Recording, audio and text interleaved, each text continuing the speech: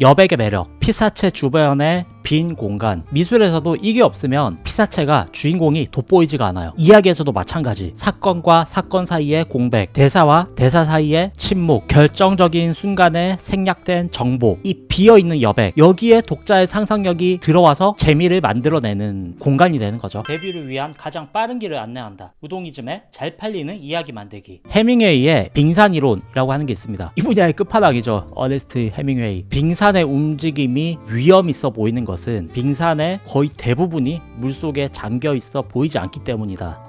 너무 멋있는 말이지 않아요? 의미심장한 그 말. 내가 보여준 게 한 10분의 1, 9분의 1이라면 독자들은 읽으면서 본능적으로 무의식이 나머지 10분의 9 그 영역을 느끼게 돼요. 예를 들어서 헤어지자 라고 하는 대사 뒤에 왜 난 헤어지기 싫어, 너가 잘못했잖아, 뭐 어쩌니 저쩌니, 이런 대사로 꽉 채울 게 아니라 헤어지자 다음에는 그냥 냉각기 윙 돌아가는 소리만 들린다거나, 그 정적 속에서 독자들은 두 사람이 사랑했던 기간, 미워했던 기간, 이런 것을 상상으로 채워넣고 보게 된다는 거죠.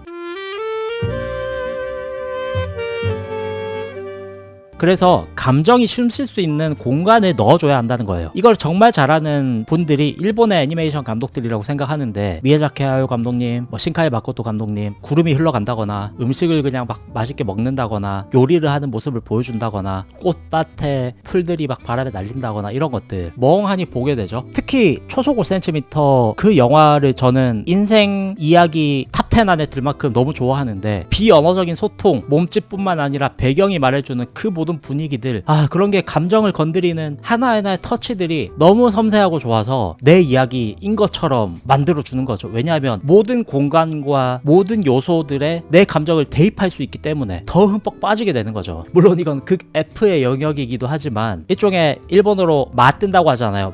공백. 근데 서양 영화에서는 이런 게 잘 없어요. 대부분 다 잘라내거든요. 유튜브에서도 맞드는 공간 다 잘라내잖아요. 지루하니까. 근데 이야기에서는 의도적으로 이런 걸 넣어서 캐릭터와 함께 관객들이 숨 쉴 수 있도록 여백의 연출을 넣어준다는 거죠.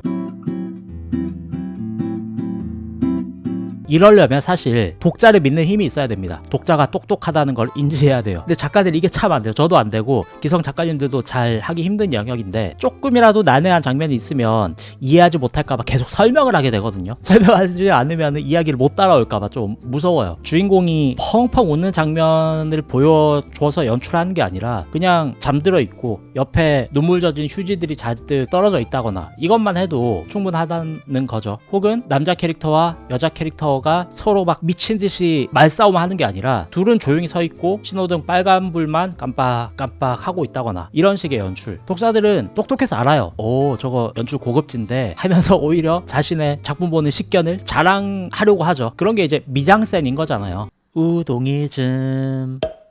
작가는 종이 위에 글을 쓰고 그림을 그리죠. 물론 요새는 컴퓨터에 한다 하지만, 독자는 그 글과 그림, 공백에서 자기의 삶을 투영을 합니다. 내 감정을 집어넣는다는 거죠. 그래서 위대한 이야기는 무엇을 썼는가가 아니라 무엇을 남겨두었는가로 결정된다 라고 하는 말이 있는 거죠. 늘 즐거운 창작 되시길 바라겠습니다. 감사합니다.